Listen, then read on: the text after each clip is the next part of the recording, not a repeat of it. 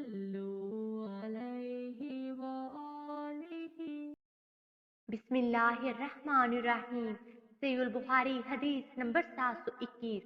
आपने फरमाया, अगर लोगों को इल्म हो कि सहत गर्मी या अव्वल वक्त में नमाज पढ़ने की क्या फजीलत है तो उसे अदा करने के लिए दौड़ लगाएं, और अगर वो जान लें कि इशा और सुबह की नमाज में क्या सवाब है तो यकीनन इनमें शरीक हों, अगरचे उन्हें घुटनों के बल चलकर आना पड़े।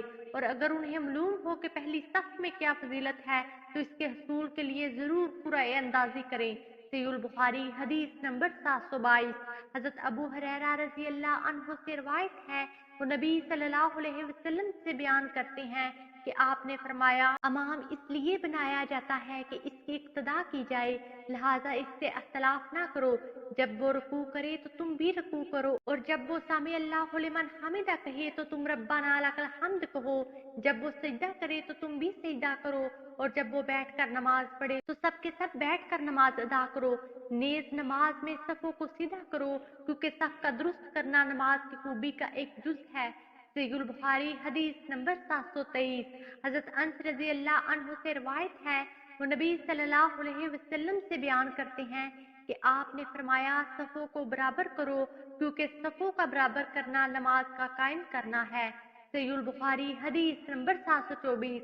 हजरत अनस रजी अल्लाह अन्हु से रिवायत है कि जब वो मदीना तशरीफ लाए तो इनसे कहा गया, आपने हम में कौन सी मुनकर बात महसूस की है जो आपने रसूलुल्लाह सल्लल्लाहु अलैहि वसल्लम के अहद मुबारक में ना देखी हो।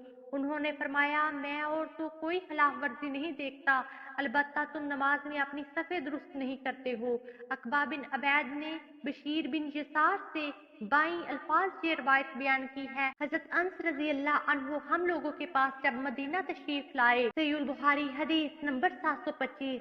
हजरत अनस रजी अल्लाह अन्हु से रवायत है, वो नबी सल्लल्लाहु अलैहि वसल्लम से बयान करते हैं कि आपने फरमाया, अपनी सफ़ों को दुरुस्त रखा करो, क्योंकि मैं तुम्हें अपनी पीठ के पीछे भी देखता हूँ। इसके बाद हम में से हर शख्स अपना कंधा अपने साथी के कंधे से और अपना कदम अपने साथी के कदम से मिला देता था। वीडियो को लाइक कीजिए, ज्यादा से ज्यादा शेयर करें और हमारे हदीस प्रूफ चैनल को सब्सक्राइब करें। जज़ाकमुल्लाह खैरा। अगली वीडियो तक के लिए इजाजत दीजिए। अल्लाह निगहबान।